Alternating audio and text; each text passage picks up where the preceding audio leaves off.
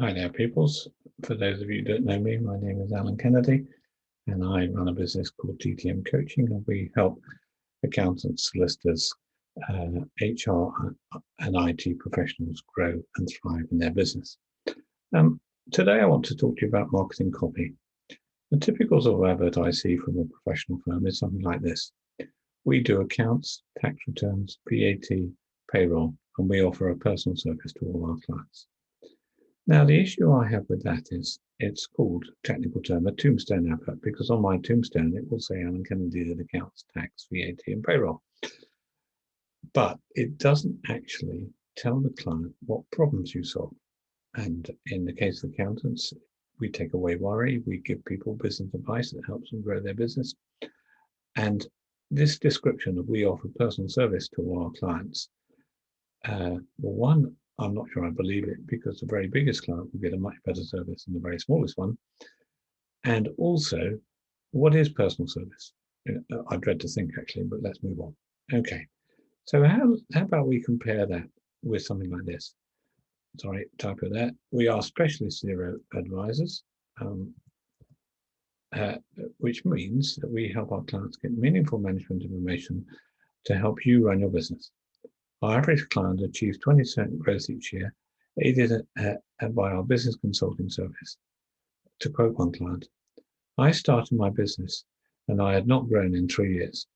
Jim of XYZ really understood my business. He's a specialist in plumbers. Sorry, it's offending me there. And I had not grown in 3 years. After speaking to him, he taught me how to run a business and I achieved 20 to 30% per growth year on year. Jim is waiting for value for money. The service is amazingly prompt, and he is very transparent on fees. He is much more expensive than my previous firm, but much better value for money. So I'll pose the question, which firm would you buy from? And the answer is clearly the second one. But the first one could be every bit as good as the second, but their marketing copy is basically rubbish. So let's have a look about how to write good marketing copy. And I'm going to take you through a checklist, and I'd like you to compare your marketing copy with this checklist. So,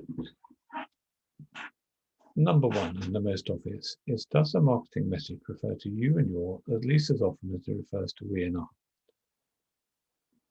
Generally speaking, clients are not interested in you. They're interested in solving whether you can solve their problems. So let's move on to the so what test. Do we avoid pompous self-congratulatory comments? For example, we often see on accountants adverts, we were formed in 1894. That fails the so what test big time. I used to work for KPMG. They were formed well before 1894, but they were an amazingly good firm, technically very sharp, always looking for ways to help their clients avoid tax, grow, and it was quite an experience working for them. And they were just so up to date. The fact they formed in 1894 gave them a certain tradition, which was probably good, but it meant that the staff were very committed to helping see their clients thrive. Okay, so let's link the features to the potential outcome. So you notice in that last one, the fact you're a zero expert is a feature. So you've got to say what the benefits of you being a zero expert are to the client. Okay, and lastly, let's try and avoid what we call the fog factor. If you have loads and loads of closely type script, like the previous adverts, both of them were actually, but for the ease of presentation, it's probably just as easy to do that, then people aren't going to read it. In today's climate, the average attention span on video is about 2 minutes, okay, and on words, it's about one long paragraph. So I want to compare that even in the good advert, which has quite a lot of no white space, to the Sun headline of Up Yours to Laws or Freddie Starr Ate My Hamster. Which one is more memorable and which one would you respond to? Okay, the thing about Up Yours to Laws and Freddie Starr Ate My Hamster is it talks about feelings. And the more you can talk about feelings in your copy without breaching any institute rules, the better it is. So how would you feel if you grew at 20% or 30% per annum?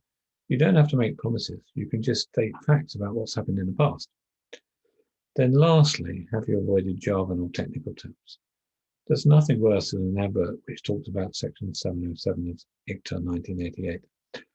It's something I know and love. I used to talk about this a lot, but to be honest, the clients presuppose that I'm technically competent until I prove otherwise.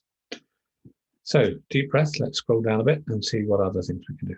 White space, desperately important. Encourage people to read on. Nice text boxes, pictures, videos. And I would say, if you look at what's looked at on LinkedIn, it's videos and polls more than anything else. Okay. And lastly, the message needs to be eye-catching. The branding needs to be consistent on every piece of literature, and pass what I call the social proof test. So client testimonials are wonderful at that, or video testimonials are even better.